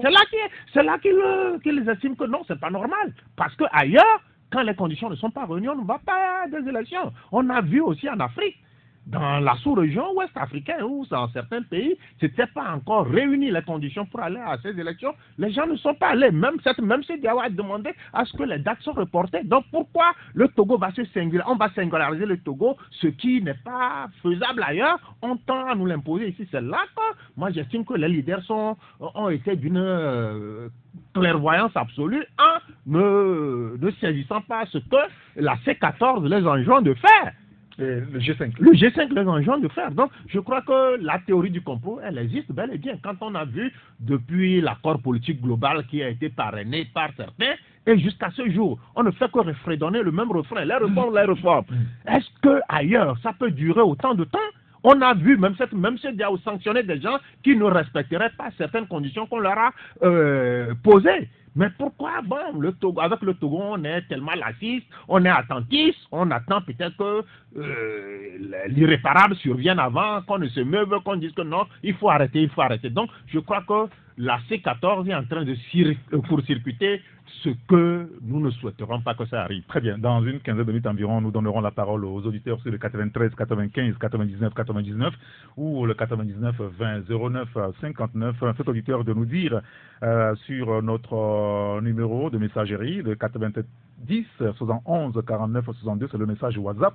La coalition n'est pas du tout une domestique du gouvernement togolais, de la CEDEAO, encore moins du G5. Ces trois entités nous prennent pour qui? Est-ce que les mineurs émargent sur les fichiers électoraux en France, en Allemagne, aux USA? Un major de l'armée en France, par exemple, a le pouvoir de faire sortir toute une école et la contrainte d'aller se faire enrôler, que personne ne vienne nous abattir dans notre pays, dans notre propre pays, nous dit l'auditeur. Il continue, nous réfléchissons quand même au Togo là. Nous n'avons pas été à l'école pour se faire bête parce qu'on a faim. Tout ceci veut dire quoi? Si ces grands messieurs de la CEDEAO et du groupe des 5 ne sont pas en mesure de comprendre les inquiétudes de la partie du peuple assoiffé de l'alternance sur le processus d'organisation de l'élection législative telle qu'elle se déroule actuellement, alors là, et qu'ils ferment leur bouche, c'est mieux, nous dit l'auditeur. Venons maintenant à la proposition de l'expert constitutionnaliste de la CEDEAO. Quand on parcourt le document qui a été finalement authentifié, on se rend compte qu'il demande que le scrutin au Togo, ce soit 2 tours, et que le président ne soit élu qu'une seule fois, que son mandat soit renouvelé une seule fois, et puis personne n'aura l'occasion de toucher à cette loi. Quel commentaire vous en faites, Olivier Adia? Non, mais moi j'ai toujours dit que le problème togolais, c'est un pur problème de réforme. D'accord? Si nous faisons bien les réformes, aucun Togolais n'aura plus de raison de sortir dans les rues, quel que soit le leader et son charisme, donc qui appelle. J'estime que nous avons l'occasion de faire des réformes en profondeur et de ne pas avoir une constitution que nous retouchons chaque 2 ans, chaque 5 ans. Vous permettez une seconde pour partager avec nos auditeurs, ceux qui peut-être ne le savent pas encore, l'article 59 qui sera nouveau. L'expert propose ceci, que le président de la République est élu au suffrage universel libre, direct, égal et secret pour un mandat de 5 ans renouvelable une seule fois. Nul ne peut exercer plus de 2 mandats présidentiels ou proroger le mandat pour quelque motif que ce soit. Il ajoute, cette disposition ne peut faire l'objet d'une révision. Article 60 nouveau, l'élection du président de la République a lieu au scrutin uninominal majoritaire à 2 tours. Le président de la République est élu à la majorité absolue des suffrages exprimés représentant au moins la moitié des électeurs inscrits. Celle-ci n'est pas obtenue au premier tour du scrutin. Il est procédé le 15e jour après la proclamation des résultats définitifs du premier tour à un second tour. Seuls peuvent se présenter au second tour les 2 candidats ayant recueilli le plus nombre de voix au premier tour. En cas de désistement ou de décès de l'un ou l'autre des 2 candidats entre les 2 tours, les suivants se présentent dans l'ordre de leur classement. Au second tour est déclaré élu le président qui a recueilli le plus grand nombre de voix. Allez-y maintenant. Non, je crois que vous avez oublié le si. Si celle-ci n'est pas obtenue au premier tour, le second, voilà, donc vous avez oublié le si, c'est très important. Oui, si, il y a si là-bas, oui, bien sûr. De toutes les façons, moi je disais que il faut bien faire les réformes. Et cette proposition me paraît la meilleure et la bonne. Mais il ne faut pas oublier que c'est une proposition qui va être soumise donc, à la CEDEAO, au Parlement et aux acteurs togolais qui certainement vont aussi analyser et procéder donc à leur, en tout cas donner leur vision du travail qui a été fait. Donc il ne faut pas présenter ce travail comme un travail définitif qui va être transporté en l'état au Parlement et que le Parlement va le voter en l'état. Mais j'estime que le travail dans le fond, moi me sied personnellement, mais ce n'est pas moi qui décide. Donc c'est les acteurs politiques qui décident. De toutes les façons, au vu de ce travail, la CEDEAO vraiment est en train de réussir sa mission. Oui, je comprends, nous les citoyens, le peuple togolais, nous sommes pressés de voir un certain nombre de résultats. Et ce que nous ne voyons pas, nous estimons que alors il y a un complot derrière qui que ce soit. Je vais terminer là-dessus une seconde, c'est que sachons bien que même si on soumettait ce test-là en l'état et qu'on allait aux élections, on en trouvera toujours des gens qui vont contester ces élections. Et aussi le test, il ne faut pas oublier, il y a son interprétation qui va arriver. C'est-à-dire, après avoir voté, moi je préfère qu'on vote et après on fait nos débats togolaise. On verra bien. On reviendra sur le sujet. Isidore, allez-y. Non, l'expert est allé plus loin que ce que nous souhaitions. Qu'est-ce que vous souhaitiez? L'article 59, en aucun cas, se retrouve dans une autre formule que nul ne peut. Nul ne peut, non seulement nul ne peut, mais plus loin, il disait que on ne veut pas proroger le mandat pour quelle raison que ce soit. Mais ça, le nul, en aucun cas. Et aussi, on a verrouillé l'article 59. Cette disposition ne peut faire l'objet d'une révision. Ça, c'est formidable. Et c'est formidable, vivement que nous puissions remettre le pays sur les rails. Mais au-delà de ces 3 articles, moi j'ai dit qu'il y a sinon... Le chef de gouvernement. Le chef de gouvernement. Tu dis, hein? Et ça, personne n'en parle. Que le Premier ministre ne soit pas un boy scout du président de la République. Non, pas ce boy scout, on peut aller à des élections et une majorité serait dégagée à l'Assemblée. On va nommer n'importe qui comme Premier ministre et on est encore dans la crise. Merci beaucoup, Isidore Akolor. Jean-Paul Agbo. Quel commentaire? Oui, le travail, oui, des experts. Parce qu'aujourd'hui, certains semblent dire que le gouvernement est pris dans un traquenard. Enfin, le confrère de Fraternité a été clair là-dessus ce matin. Bon. Oui, c'est son analyse. Je ne sais pas si le gouvernement est dans un traquenard. De toute façon, Olivier l'a dit, c'est un travail technique qui a été demandé par d'expertise, qui a été demandé par la CEDEAO. On lui a transmis. À son tour, il a remis aux acteurs. Maintenant, il va se passer quelque chose, c'est que il va y avoir un débat au Parlement. Et puis, suite au débat, s'il y a soit une loi sera votée ou alors il y aura encore blocage et peut-être on va aller au référendum. Mais en tout état de cause, c'est que la CEDEAO va regarder si finalement le texte soumis aussi bien au Parlement pour adoption ou alors en cas de blocage au référendum est conforme à ces recommandations qui, tu l'as rappelé, les 3 éléments essentiels. Et s'ils ne sont pas conformes, et ça rejoint un autre débat antérieur, c'est que il appartiendra, tout le monde crie, tel a violé la feuille de route et les autres, personne ne respecte personne ne respecte la feuille de route. C'est à la CEDEAO qui dira finalement le 22, lors du sommet des chefs d'État, s'il y a eu non-respect de la feuille de route, s'il y a eu violation. On aura voté déjà.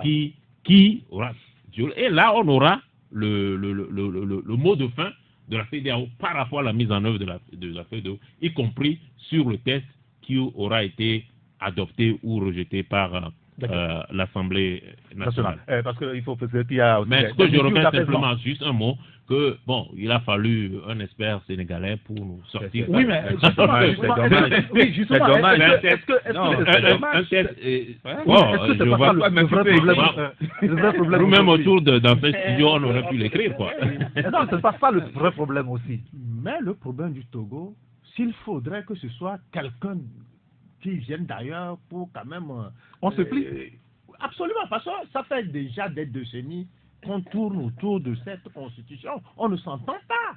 Et la CEDEAO même est convaincue que les acteurs politiques ne s'entendront jamais autour de ces points-là. Donc la souveraineté nous a été arrachée. Oh, non, mais c'est quand ça nous arrange qu'on dit que non, le Togo est souverain, nous attendons nous imposer. Donc la dernière fois, je crois que le travail fait par l'expert sénégalais, c'est un travail très fourni, c'est un travail qui a pris en compte les normes actuelles qui existent au niveau de presque toutes les constitutions de la sous-région. Donc je crois que c'est un travail d'orfèvre qui a été fait. Ça aura le mérite de départager tous les acteurs politiques. Donc, il ne peut pas avoir polémique autour de cette question-là. Parce que les préoccupations des uns et des autres ont été prises en compte. Il ne faut pas oublier que l'expert vient de la communauté internationale. Hein. Non, non, ce que moi je veux permettre que je lance un appel. Sinon, c'est un travail d'orfèvre qui a été fait et vivement que pour une fois de bon, les acteurs laissent leurs petits calculs de côté et qu'ils apprécient à sa juste valeur cette mouture qui leur a été. On donnera la parole. Pour une fois, je suis d'accord avec Pour une fois, je suis d'accord avec Juste une seconde. La parole aux auditeurs. Juste une seconde. Oui, c'est le lieu d'en appeler à la sagacité de tous les acteurs.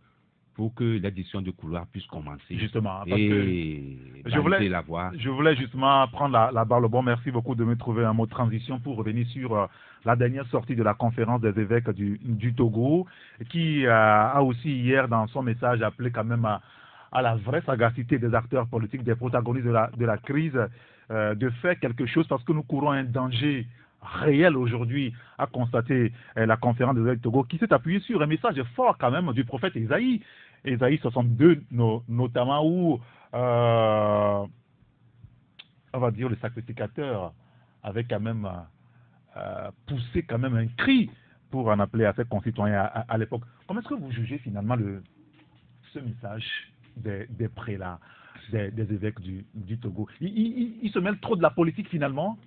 Oh, bon, moi je ne dirais pas qu'ils se mêlent trop de la politique, mais vous savez, l'Église fait partie donc de la société et elle est appelée même à s'intéresser à la vie donc de notre société. Donc c'est normal parce que avant d'être dans un parti, en réalité on a une conviction religieuse et la religion et la politique ce sont des parents ou des filles donc d'un même parent ou bien en tout cas d'un même père plutôt. Et le fond, peut-être il faut apprécier le fond de ce que les prélats disent. Et donc ils ont relevé la situation politique qui prévaut au Togo et exprimé leur inquiétude donc pour un lendemain. Et j'ai vu certains dire que non, les prélats, voilà, ils sont en complot, ils attendent, qu'est-ce qu'ils attendaient? Non, mais il y a trop de complots au Togo. Qu'est-ce qu'ils attendaient? Parce qu'il y a un des prêtres qui est récemment attaqué, donc ils viennent, c'était préparé d'avance. D'autres, et dans l'autre camp aussi, se posent des questions. On se dit que à quoi joue au juste donc l'Église, parce que elle a pratiquement repris donc les refrains d'une partie donc de la classe politique dans la rue aujourd'hui, en disant que voilà, à l'extérieur notre pays est présenté comme ci, comme ça. Donc il y a aussi en même temps, cette position de l'Église, est-ce qu'elle est différente des positions antérieures? On se rappelle encore du message du septembre 2017. Moi, j'ai eu quand même le temps ce matin de revisiter le message qui a été diffusé en septembre dernier. Oui. C'est presque la même chose. Oui, mais on appelle aux réformes. Oui, au même moment, il y a toujours aussi les mêmes réactions, donc qui sont diverses par rapport donc au message. Je ne dis pas que les réactions viennent aujourd'hui, mais à tout moment que l'Église sort, donc il y a des réactions. Il y a donc des gens qui sont pour ou qui sont contre. De toutes les façons, l'Église a exprimé ce qu'elle pensait et certains donc des acteurs politiques ont aimé, d'autres n'ont pas aimé parce qu'on estime que l'Église aujourd'hui est en train de s'aligner derrière l'opposition, est en train de reprendre les mots d'ordre de l'opposition. Toutefois, alors que l'Église devait être à équidistance entre les deux camps. Bon, c'est à chacun d'apprécier. Bien sûr. Jean-Paul Agbo, est-ce que l'Église est-ce qu'elle a un rôle à jouer aujourd'hui dans la résolution de la crise politique au Togo? Est-ce qu'elle a un rôle à jouer? Rôle d'aiguilleur, j'allais dire. Moi, pour être franc, je n'ai pas lu la dernière sortie, mais l'Église a un rôle dans notre cité, celui de montrer le chemin, celui du chemin idéal. Donc, parce que l'Église, c'est l'idéal. L'Église ne doit pas être dans nos contingences, dans nos polémiques politico-politiciennes. Parce que dans la communauté de l'Église, vous avez des gens qui sont à unir, qui sont honnêtes, qui sont à l'ANC. Donc les positions doivent être des positions, j'allais dire, qui montrent la voie, qui montrent l'idéal, des positions de principe. Pour moi, l'Église peut dire, oui, il faut faire les réformes parce que ça correspond à l'heure du temps, ça correspond à une grande aspiration. Mais l'Église ne doit pas aller dans les détails de ces réformes. Parce que là, vous ouvrez la voie des polémiques. La question de l'alternance, par exemple, non, il n'est pas du ressort de l'Église de dire qu'il faut faire l'alternance, c'est ça? Non, l'Église peut dire, quand je dis détail, l'Église ne peut pas dire, bon, mettez plutôt un point virgule là, disons que l'UFC n'est pas de l'opposition parlementaire, tout ça. Là, on est dans des détails, dans des considérations politico-politiciennes qui peuvent ouvrir à des polémiques. Mais l'Église peut relever le niveau, dire, montrer la voie, que pour éviter, parce que si demain il y a quelque chose qui se passe, on va interpeller les hommes d'église, pas que la communauté catholique. On va dire, vous étiez là, est-ce que vous avez montré la voie? On va le leur reprocher. Donc, que l'église sorte de temps en temps pour dire non, là vous allez trop loin, là vous n'allez pas suffisamment loin, faites plutôt ceci, oui. Mais encore une fois, en restant dans son rôle qui doit être celui d'être à l'équidistance des deux camps sur les questions de détail. Je donne la parole tout à l'heure aux auditeurs qu'ils passent encore quelques secondes.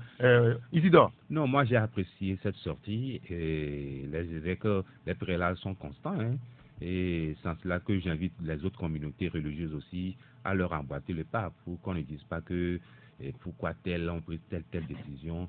Et ceux qui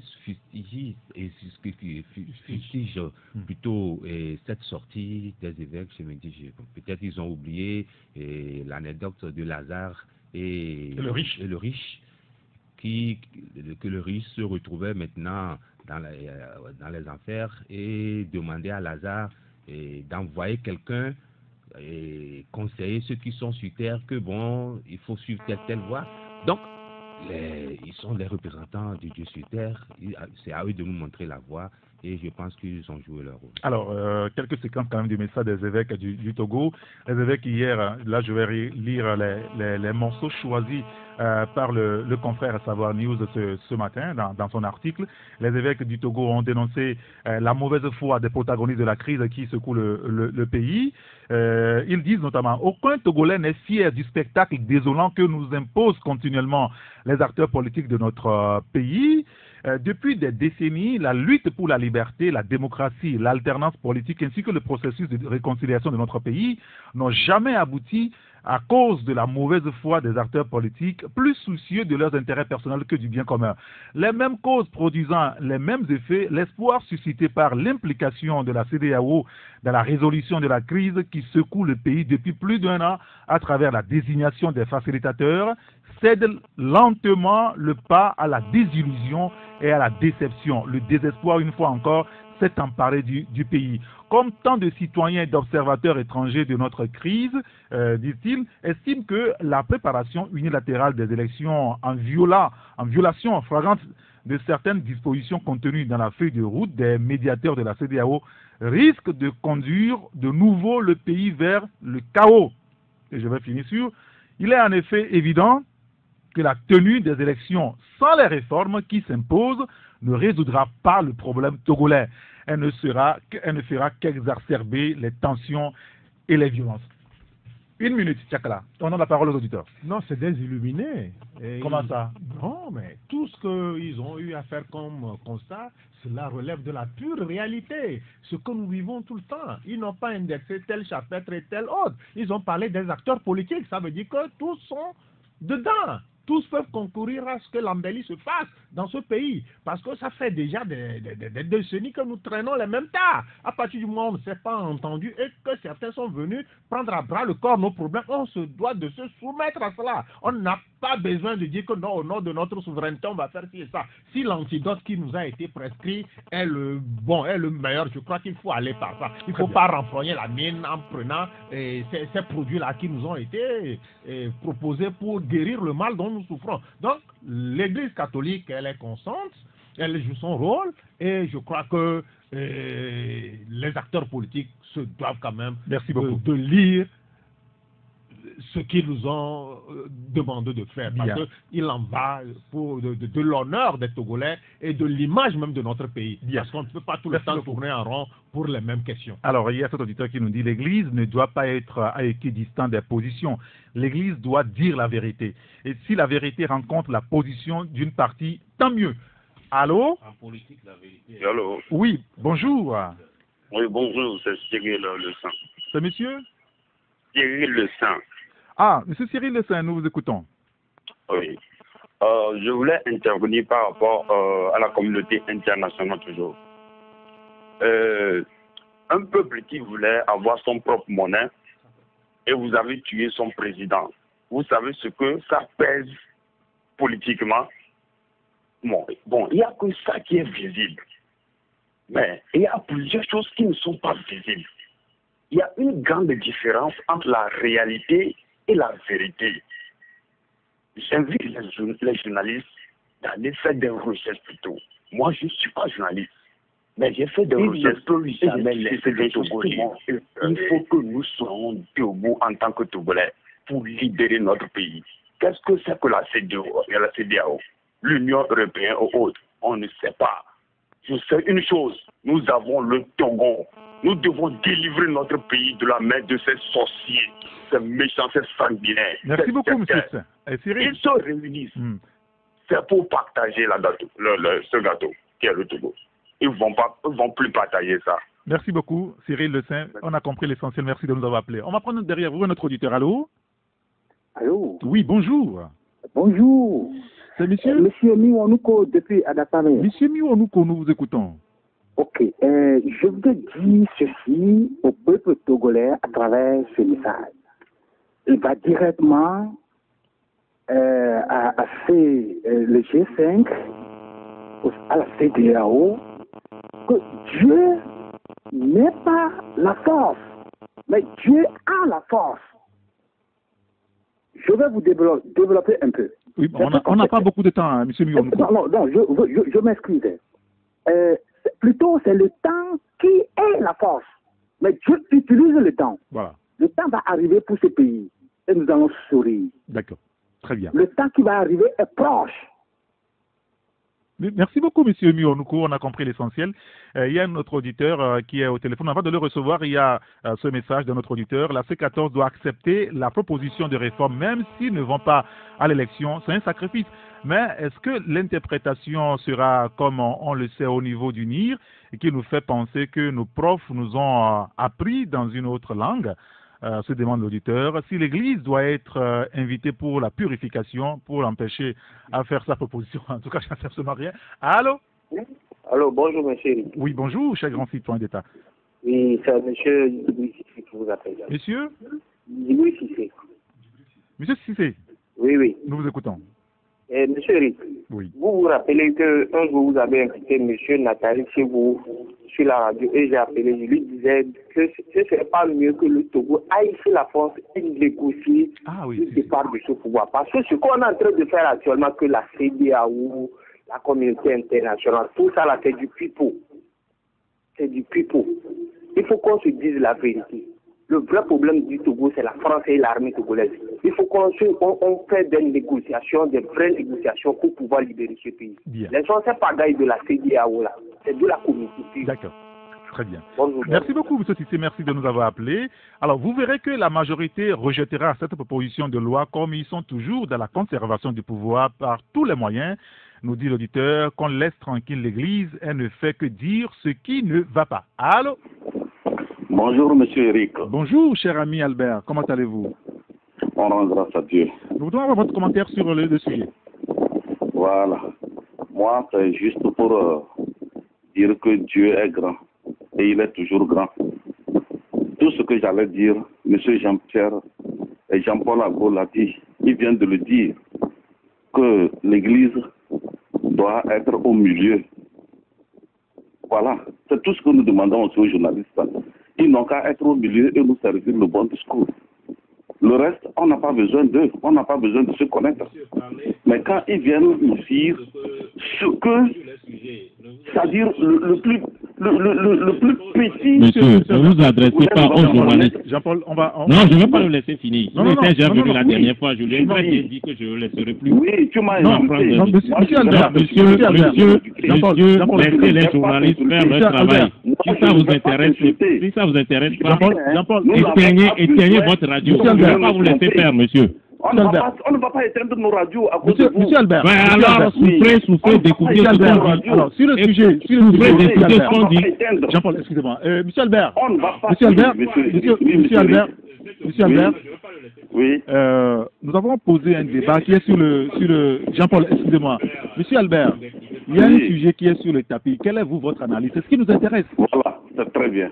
Mon analyse est, aujourd'hui, il faut, comme l'Église catholique l'a dit, il faut vraiment la vérité, la lumière. D'accord. Il faut voir ce qui est clair et dire c'est clair. Merci beaucoup. Plus nous tromper. Merci beaucoup, monsieur Albert. On a compris. Merci, on a compris. Alors, il y a cet auditeur qui nous dit que disent les imams qui passent leur temps à faire des prières pour nos gourous. L'Église doit être du côté du peuple, nous dit l'auditeur. Il y a un autre au téléphone. Allô? Allô, bonjour. Bonjour, cher ami. Oui, c'est Monsieur Kamba de Djidjolé. Monsieur Kamba. Oui, comment vous allez? Ça va très bien, merci. Nous vous écoutons très rapidement. Ok, c'est bon. Mais permettez-moi de dire à Monsieur Jean-Paul de se calmer, c'est bon. Et l'auditeur a fait son appréciation de se calmer après. On va en discuter. En ce qui concerne la constitution qu'on envoie, et je crois que il est temps que tout le monde dans ce pays, que ce soit l'opposition ou le parti au pouvoir, comprenne que le temps est venu que nous essayons de faire quelque chose pour la nation. Ce quelque chose-là, les gens sont venus nous proposer. Faisons en sorte de faire bien les choses pour que demain, on n'en arrive pas à des situations qui ne nous arrangeraient aucunement. En ce qui concerne le fait que les gens parlent des gens de l'international, bon, tu sais, quand quelqu'un est énervé, il enlève son dévolu sur celui qu'il voit et se gérer dans l'affaire. Donc je crois qu'on n'a qu'à essayer de voir, c'est bien, chacun a le droit de dire ce qu'il veut, mais qu'on essaie de voir comment le dire pour ne pas frustrer l'autre. Merci beaucoup, M. Kamba. Et aussi, merci pour tout ce que vous faites. Merci. Et je suis sûr et je suis convaincu que tout ira pour le Togo et pour toujours. Merci beaucoup, M. Kamba. Merci de nous avoir appelés. Et on va prendre le dernier auditeur au bout du fil. Allô? Allô? Oui, bonjour. Oui, bonjour. Oui. Et Max. Monsieur Max, nous vous écoutons.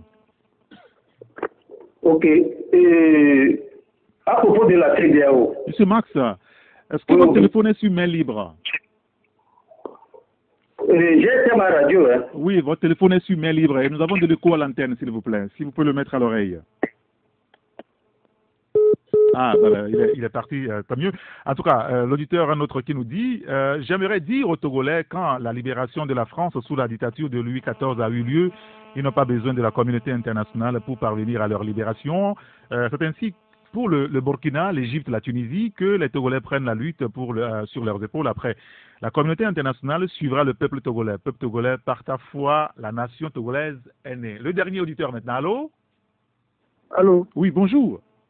Bonjour, monsieur Saint-Éric Dato. Nous avons malheureusement 45 minutes seulement à vous accorder. Ouais, 45 secondes, ouais. Excusez-moi. 45 secondes. Pas 45 minutes. Merci. Allez-y. C'est monsieur?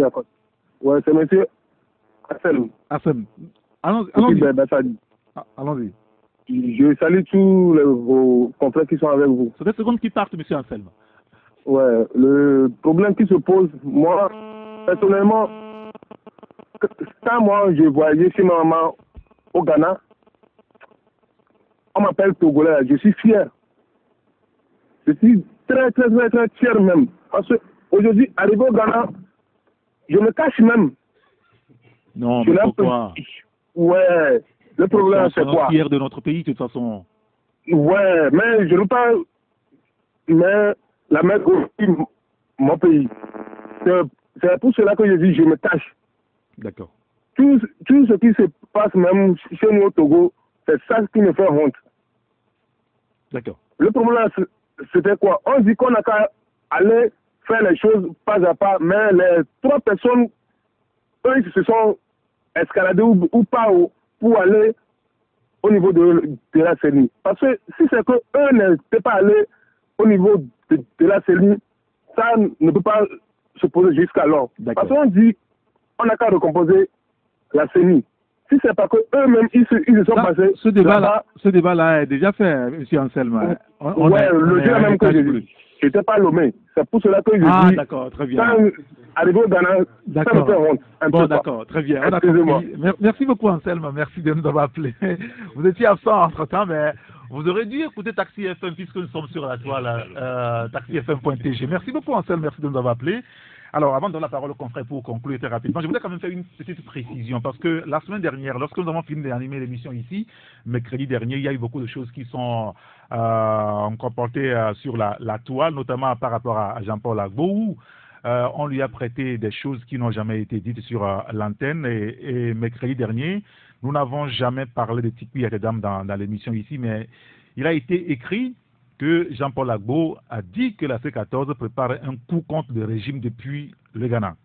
Ce qui a été écrit, on a dit même qu'il n'a même pas employé le conditionnel, que ceux qui connaissent ce régime cinquantenaire et sanguinaire de Fort doivent savoir qu'avant d'agir, le RPT Unir envoie des journalistes. Je voudrais quand même dire clairement que sur cette antenne, mercredi passé, nous n'avons ni parlé du PNP, ni de Tiki Akadam qui serait au Ghana et qui fomenterait un coup contre le régime de Lomé. Que ce soit clair. Et nous voudrions que nos propos, tout ce que nous racontons ici, si des gens veulent le reprendre, ils ont le droit, mais qu'ils le reprennent dans des thèmes qui ont été utilisés. Merci beaucoup. On va faire un tour de table. On va commencer par vous, Isidore Akolor. Non, vivement qu'un sursaut d'accueil puisse animer la classe politique togolaise et qu'on puisse aller de l'avant et voir ce qui est faisable. Si on peut rattraper, revoir le scrutin et écouter la date, écouter ce que disent les frélats, écouter le cri de détresse des Togolais. Il faut qu'on puisse aller de l'avant. C'est très important. Très bien. Sinon, nous sommes le dernier de la classe et ça nous fait rendre comme le dernier auditeur qui dit qui se cache. Enfin, qui se cache. Jean-Paul. Oui, je pense que je finirai aussi sur cette note d'espoir, puisque tout ce dont on parle depuis des mois dans notre pays, y compris dans ce studio, tourne autour des réformes. Et je crois que c'est le nœud central de la crise politique togolaise. Donc si dans un sursaut de patriotisme et de responsabilité, les uns et les autres, tous les acteurs peuvent au Parlement valider définitivement ces 3 points, la réforme de la Cour constitutionnelle, l'élection à 2 tours et la limitation du mandat. Je pense que la vie publique politique va continuer à exister, va continuer à être animée, parfois tendue, au moins on aura évacué ce nœud gordien de notre vie politique. Olivier. Non, mais je crois qu'il faut lancer un appel donc, à tous les Togolais de sortir de cette politique des invectives et voilà, donc des poitrines battues en disant c'est moi. Je crois que c'est ensemble, c'est très haïssable. Je crois que c'est ensemble qu'on peut construire pays et surtout sortir des difficultés. C'est nous qui avons fait appel à la CEDEAO, c'est nous qui faisons la plupart du temps même appel aux médiateurs, etc. Mais après, c'est nous qui les attaquons encore. Je crois que ce n'est pas comme ça que les choses devraient être faites, mais on devrait le faire avec beaucoup de hauteur et aussi de stratégie. Très bien. Merci beaucoup, Olivier. Chakala Aliro. Non, j'ai bonne foi qu'un jour on arriverait sur ce plateau, on ne va même plus parler de questions politiques, on va seulement s'appesantir sur des questions de développement, des questions liées à la société. Vivement que nous atteignions là-bas. C'est si proche de nous, avec ce que l'expert nous a donné, que les gens prennent cette hauteur-là, que les gens se disent que c'est des occasions à ne pas rater. Le petit moi, les positions partisanes, on doit se départir de ça pour aller à l'essentiel, ce qui consacrerait la grandeur de notre pays que nous aimons tant. Les gens ne vont pas se battre pour que nous ayons notre indépendance et pour au finish leur présenter ce triste spectacle-là. Le Togo est un pays grand, les Togolais sont des gens grands et vraiment que nous posons ces actes-là aussi qui grandissent notre pays. Très bien. Alors qu'un dernier auditeur, on va se quitter là-dessus, qui nous dit mon avis sur la politique de notre patrie, il faut que le président Faure Gnassingbé dise qu'il ne se représente pas en 2020, peu importe ce que dit la loi, et qu'on ne sente pas du côté de l'opposition de la revanche, sinon c'est la basse classe qui en souffre à cause de notre économie qui décroît. Messieurs, merci beaucoup d'être venus pour le débat. Merci Jean-Paul Agbo Aroleté, Olivier Adja, Isidore Akolor et Chakala Aliro. Merci à Jack Prosser qui a conduit l'émission ce matin. Appelez-moi Saint-Érigator. Demain, on sera au rendez-vous. C'est à 11h avec notre invité. Passez une excellente journée. À bientôt. Au revoir. Merci d'avoir regardé la vidéo. Abonne-toi et partage la vidéo sur les réseaux sociaux, Facebook et WhatsApp.